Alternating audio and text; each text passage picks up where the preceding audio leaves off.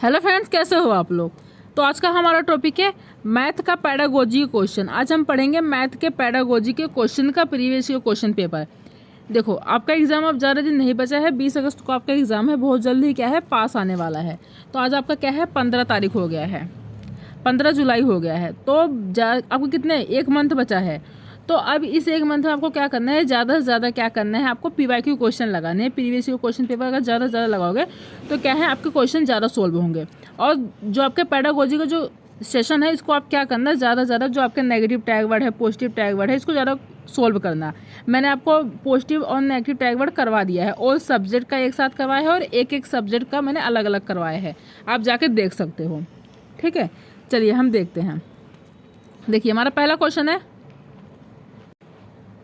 तो देखिए हमारा पहला क्वेश्चन क्या है, और जो आपके क्वेश्चन पूछे जाएंगे ना, तो आपके ज़्यादा से ज़्यादा कहाँ से पूछे जाएंगे, आपके प्रीवियस ईयर क्वेश्चन पेपर से। तो आप ज़्यादा से ज़्यादा क्या करना, previous year question paper solve करना जो अभी आपके करंटली के हैं। जैसे कि आपका जो 3 साल का 4 साल का है प्रीवियस ईयर क्वेश्चन पेपर, उसको आप ज़्यादा से ज़्यादा लगाना। जैसे आपका 2020 का हो गया, 2021 का, 2022 का, 2023 का। इन अभी जो है 2020 से जो है ना आपके जो करंट के हैं, अगर आप उसको ज़्यादा से ज़्यादा पढ़ोगे तो यहाँ ज़्यादा से ज़्यादा पूछेगा। जैसे आपको 2011, 12, 13 इनको ज़्यादा मैटर नहीं है, इनको आप ज़्यादा पढ़ना, ठीक है। 2021 से पढ़ना। चलिए देखिए हमारा पहला क्वेश्चन क्या है, बच्चों में गणना करने की शक्ति को बढ़ाया जा सकता है। क्या है, बच्चों में जो बच्चे गणना करते हैं उसकी शक्ति को हम बढ़ाया जा सकता है। किस प्रकार बढ़ाया जा सकता है, कक्षा में क्रियाशील गतिविधियों का आयोजन करके, अवधारणाओं को स्पष्ट करके, उपरोक्त दोनों A और B, मतलब A और B दोनों हो सकता है, ये उपरोक्त में से कोई नहीं। बताइए बच्चों में जो गणना की शक्ति होती है आप किस प्रकार उसको बढ़ा सकते हो। तो देखिए अवधारणाओं को स्पष्ट करके नहीं, उनकी अगर आप उनकी अवधारणाओं को स्पष्ट करोगे तो उनकी गणना शक्ति क्या है, नहीं बढ़ेगी।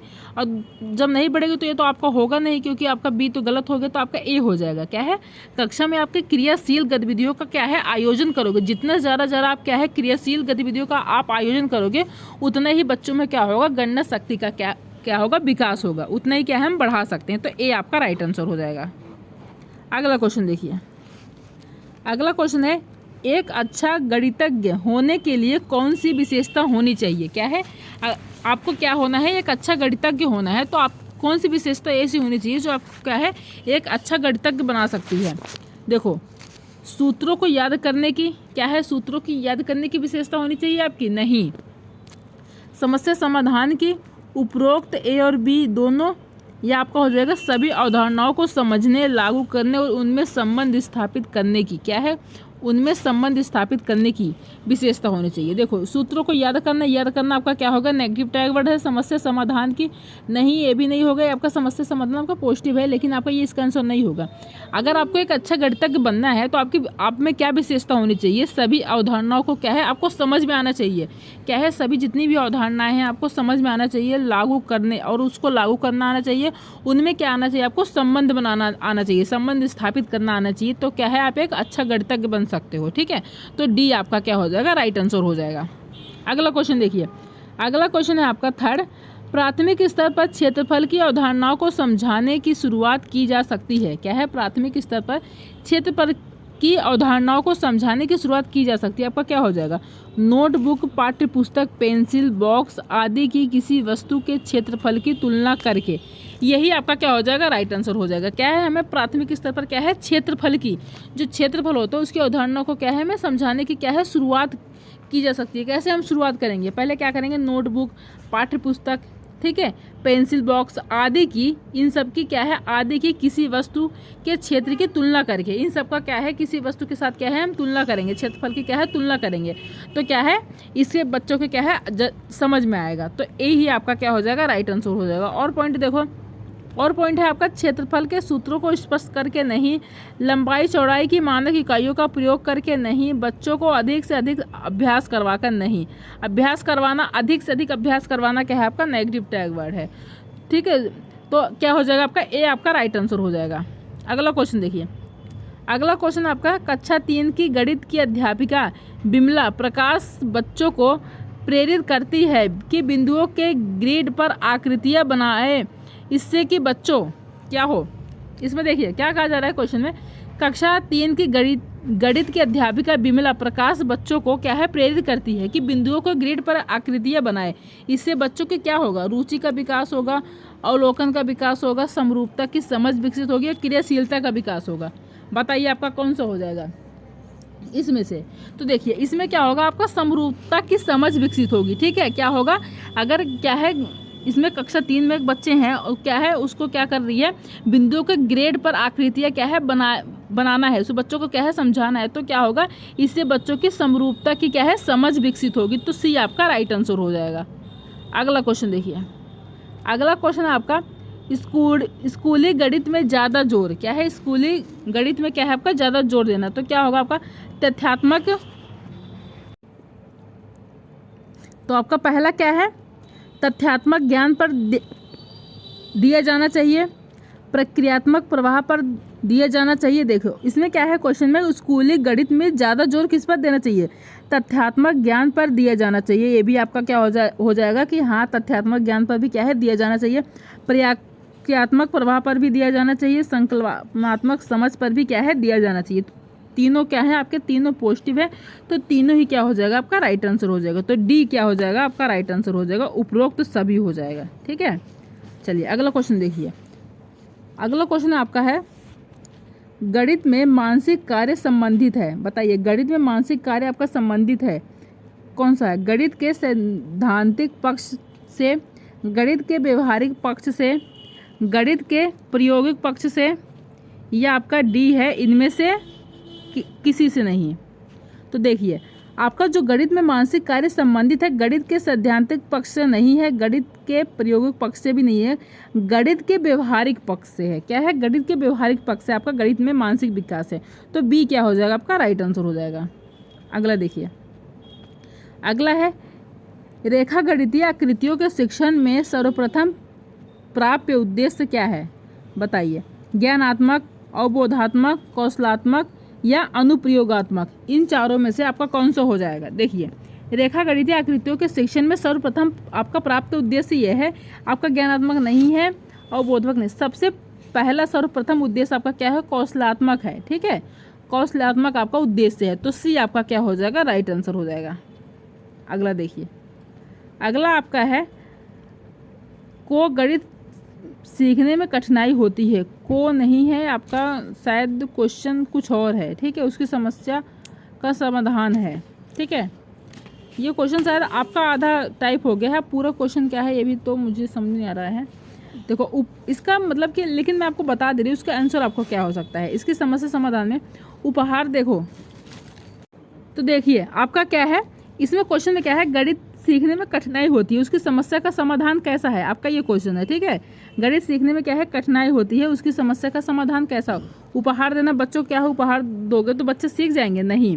दंड देना क्या आपका नेगेटिव टैग वर्ड है। कारण जानना, अधिक ग्रह का, ज़्यादा से ज़्यादा आपका, अगर बच्चों को घर का कार्य दोगे तो बच्चे सीख पाएंगे, नहीं तो आप नहीं जान पाओगे उनकी समस्या का समाधान क्या है, कारण जानना। ठीक है, तो सी आपका क्या हो जाएगा, इसका राइट आंसर हो जाएगा।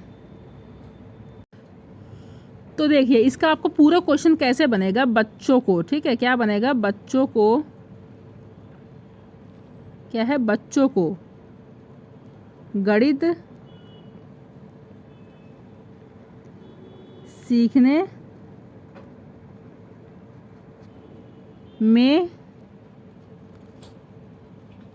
कठिनाई होती है। ठीक है, क्या है, बच्चों को गणित सीखने में क्या है, कठिनाई होती है। तो यहाँ पे को के पहले क्या आपका आएगा, बच्चों, ये आपका क्या है, टाइपिंग से हट गया है, तो आपका इसके पहले क्या लगा लेना, को लगा लेना। तो बच्चों को गणित सीखने में कठिनाई होती है, तो आप उस समस्या का समाधान कैसे करोगे, तो कारण जान के करोगे कि बच्चों को किस प्रकार से कठिनाई हो रही है, बच्चे क्यों नहीं सीख पा रहे हैं, उसका पहले कारण जानोगे, फिर आप उसके समस्या का क्या करोगे, समाधान करोगे। तो सी क्या हो जाएगा आपका, राइट आंसर हो जाएगा। अगला देखिए, अगला क्वेश्चन आपका है निम्नलिखित में से निदानात्मक परीक्षण के उद्देश्य हैं। बताइए निम्नलिखित में से निदानात्मक परीक्षण के आपका कौन सा उद्देश्य होना चाहिए। अभिभावकों को प्रतिपुष्टि देना, बच्चों की प्रगति रिपोर्ट भरना, बच्चों की कमियों और कमजोरियों को ज्ञात करना। ठीक है, बताइए। तो देखिए इसमें क्या है, क्या करना है आपको, निदानात्मक परीक्षण का क्या है उद्देश्य, क्या है आपका, अभिभावकों को प्रतिपुष्टि देना। हाँ, ये आपका क्या है, निदानात्मक आपका परीक्षण है। क्या है, अभिभावकों को क्या करोगे आप, प्रतिपुष्टि दोगे। बच्चों की प्रगति रिपोर्ट भरना। क्या है, बच्चों की प्रगति रिपोर्ट नहीं भरना, ये आपका क्या है, ये आपका निदानात्मक परीक्षण का उद्देश्य नहीं है। बच्चों की कमियों और कमजोरी को ज्ञात करना। बच्चे की क्या कमियां हैं, क्या उनकी कमजोरी है, उसको क्या है, ज्ञात करना है। तो आपका ए हो जाएगा आपका राइट आंसर, और सी फर्स्ट और थर्ड हो जाएगा, और सेकंड क्या हो जाएगा आपका, गलत हो जाएगा। तो फर्स्ट और थर्ड किस में हो जाएगा आपका, फर्स्ट और देखो सी वाला, सी क्या हो जाएगा आपका, राइट आंसर हो जाएगा। फर्स्ट और थर्ड आपका सही है, तो सी आपका राइट आंसर। अगला क्वेश्चन देखिए, अगला क्वेश्चन है आपका, गणित में अधिगम निर्योग्यता के आकलन का सर्वाधिक उचित तरीका क्या है, बताइए। गणित में अधिगम निर्योग्यता के आकलन का सर्वाधिक उचित तरीका क्या है आपका, निदानात्मक परीक्षण, उपचारात्मक परीक्षण, सतत मूल्यांकन या सभी। तो देखिए, गणित में अधिगम निर्योग्यता के आकलन का सबसे उचित तरीका, सबसे ज़्यादा उचित तरीका आपका क्या है, निदान करना। ठीक है, निदानात्मक परीक्षण हो जाएगा आपका, उपचारात्मक नहीं है, सतत भी नहीं है, सभी नहीं, आपका क्या हो जाएगा, निदानात्मक परीक्षण हो जाएगा, सबसे बेस्ट हो जाएगा, सबसे अच्छा तरीका। तो आपका क्या है, निदानात्मक। तो ए आपका राइट आंसर हो जाएगा। अगला क्वेश्चन देखिए, अगला क्वेश्चन आपका है, एक गणित शिक्षक का मानना है कि स्वाभाविक रूप से लड़के गणित में लड़कियों से अच्छे होते हैं। शिक्षक बताइए, एक गणित शिक्षक का मानना है कि स्वाभाविक रूप से क्या है, जो लड़के होते हैं वो गणित में क्या होते हैं, लड़कियों से अच्छे होते हैं। उनका मानना क्या है, लड़के अच्छे होते हैं, लड़कियां क्या होती है, कमज़ोर होती है। किसमें, मैथ में आपके। उनका मतलब सोचने का क्या तरीका है, उचित दृष्टिकोण वाला है। क्या उनका सोचना ये सही है कि वो अच्छा सोच रहे हैं कि लड़के क्या है, ज़्यादा मतलब इंटेलिजेंट है मैथ में और लड़कियाँ कम है, नहीं, आपका गलत है, ये उनका सोचने का तरीका बहुत गलत है। नीतिपरक है, नहीं। लिंग पक्षपाती है, उपरोक्त में से कोई नहीं। तो आपका सी आपका राइट आंसर हो जाएगा। क्या कि उनका जो सोचने का तरीका क्या है, लिंग पक्षपाती है। क्या है, उसमें लड़के और लड़कियों में क्या कर रहे हैं, भेदभाव कर रहे हैं, लिंग में क्या है, पक्षपात कर रहे हैं। तो सी आपका क्या हो जाएगा, राइट आंसर हो जाएगा। अगला क्वेश्चन देखिए, अगला क्वेश्चन क्या है आपका, देखिए, एक बालक को दशमलव में कठिनाई आती है। क्या है, एक बालक है आपका, उसको क्या है, दशमलव में कठिनाई आती है। इस कारण वह प्रतिशत को भी ठीक से समझ नहीं पाता। साथ ही गणित के अन्य प्रकरण की कठिन लगने लगते हैं। क्या है, अन्य प्रकरण भी क्या है, कठिन लगने लगते हैं। इससे उसके अंदर गणित के प्रति भय उत्पन्न हो जाता है। भय का कारण क्या है आपका, गणित की संचयी प्रकृति है, प्रक्रियात्मक भाषा का प्रयोग है, सामाजिक प्रवृत्तियां हैं, या फिर हो जाएगा आपका उपरोक्त सभी। बताइए आपका कौन सा आपका राइट आंसर हो जाएगा। तो देखिए, इसका क्या हो जाएगा आपका, ए आपका राइट आंसर, गणित की संचयी प्रकृति हो जाएगा। ठीक है, एक बालक को क्या है, दशमलव में कठिनाई आती है, तो उसका क्या है, उस कारण वह प्रतिशत को क्या है, ठीक से समझ नहीं पाता है। साथ ही क्या है, गणित के अन्य प्रकरण भी कठिन लगने लगते हैं। इससे क्या है, उसके अंदर गणित के प्रति क्या है, भय उत्पन्न होता जा रहा है। भय का कारण क्या है, गणित की संचयी प्रकृति है। ठीक है, तो ए आपका राइट आंसर हो जाएगा। प्रक्रियात्मक भाषा का प्रयोग नहीं है, सामाजिक प्रवृत्तियां भी नहीं है, गणित की संचयी प्रकृति है। तो ए आपका राइट आंसर हो जाएगा।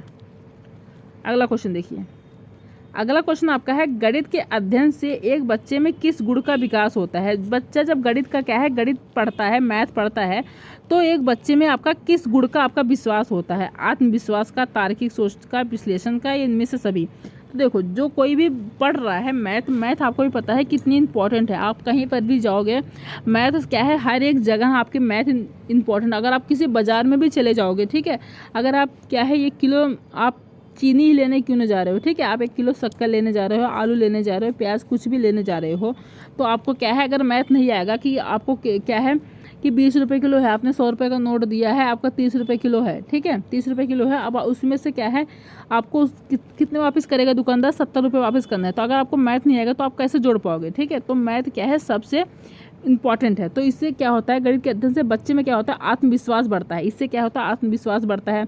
बच्चे में क्या होती है, तार्किक सोच भी बढ़ती है, विश्लेषक सोच भी बढ़ती है। ठीक है, ये तीनों ही क्या हो जाएगा, आपका राइट आंसर हो जाएगा। तो डी आपका राइट आंसर हो जाएगा। अगला देखिए, अगला क्वेश्चन है आपका, उपचारात्मक शिक्षण की प्रक्रिया कब तक चलती रहनी चाहिए। जो आपका उपचारात्मक शिक्षण की प्रक्रिया है वो आपकी कब तक चलती रहनी चाहिए, जब तक छात्रों का पिछड़ापन दूर ना हो जाए, जब तक छात्र रुचि ना ले, जब तक विद्यालय में समय ना मिले, जब तक अध्यापक कक्षा में ना आए। बताइए, आपका जो उपचारात्मक शिक्षण की प्रक्रिया है कब तक आपकी चलती रहनी चाहिए, तो बताइए। देखो कब तक चलती रहनी चाहिए आपका हो जाएगा, जब तक छात्रों का जो पिछड़ापन है वो दूर ना हो जाए तब तक क्या करना चाहिए, आपका जो उपचारात्मक शिक्षण है वो उसकी प्रक्रिया क्या है, चलती रहनी चाहिए, जब तक जो बच्चे का पिछड़ापन है वो दूर ना हो जाए। जब तक छात्र रुचि न ले, आपका नहीं रुचि उचि से कोई मतलब नहीं है, जब तक उनका जो पिछड़ापन है वो दूर न हो जाए तब तक क्या है, उपचारात्मक शिक्षण चलना चाहिए। तो ए आपका राइट आंसर हो जाएगा।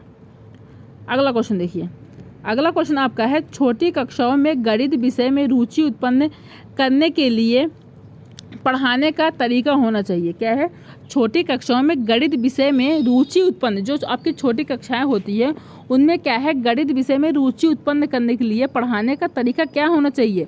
आपको पता है जो छोटी क्लास के बच्चे होते हैं उनको क्या है, मैथ में क्या है, इंटरेस्ट नहीं रहता, नहीं पढ़ते हैं, ठीक है। तो आपको क्या करना है, उनमें रुचि उत्पन्न करना है। तो आप कैसे पढ़ाओगे, कौन सा तरीका पढ़ाओगे जिससे क्या है बच्चे उस मैथ पढ़ने में रुचि ले। मनोरंजक एवं खेल संबंधी, रटने का, रटने आपका नेगेटिव टैग वर्ड है, आगमन का नहीं, निगमन का भी नहीं। तो आपका क्या हो जाएगा, ए आपका राइट आंसर हो जाएगा। कैसे कि जो छोटी क्लास के बच्चे हैं अगर आप उन्हें आप मैथ पढ़ा रहे हो, जब उन्हें बिल्कुल खेल खेल के द्वारा आप उन्हें पढ़ाओगे मैथ, तो क्या है बच्चों को जल्दी से याद होगा। अगर आपको क्या है मैथ में, अगर आपको बच्चों को क्या है गिनतियाँ पढ़ानी है, ठीक है, गिनतियाँ पढ़ानी है, अगर आपसे बच्चों से कहोगे कि जैसे कि आपने क्या है ब्लैक बोर्ड पे एप्पल बना दिया, ठीक है, एप्पल 10 बना दी, तो बच्चों से कहोगे कि ये कितने एप्पल है, बच्चे कहेंगे 10 हैं। तो बच्चों को क्या है बोलोगे एक एक करके गिनो, तो बच्चे गिनेंगे 1 2 3 4 5 6 7 8 9 10। तो बच्चों को क्या है 10 तक गिनती आ जाएगी। तो इसमें क्या है बच्चों का खेल खेल से उनका क्या हो रहा है, उनमें क्या है पढ़ने का रुचि उत्पन्न हो रही है मैथ को। तो ए आपका क्या हो जाएगा, राइट आंसर हो जाएगा, ठीक है। देखिए क्या है, पैडागोजी का मैंने आपका क्या है 15 क्वेश्चन ले रखे थे, 15 क्वेश्चन ही क्या है आपके पैडागोजी को आते हैं मैथ का, तो आपका यहीं पर कंप्लीट होता है।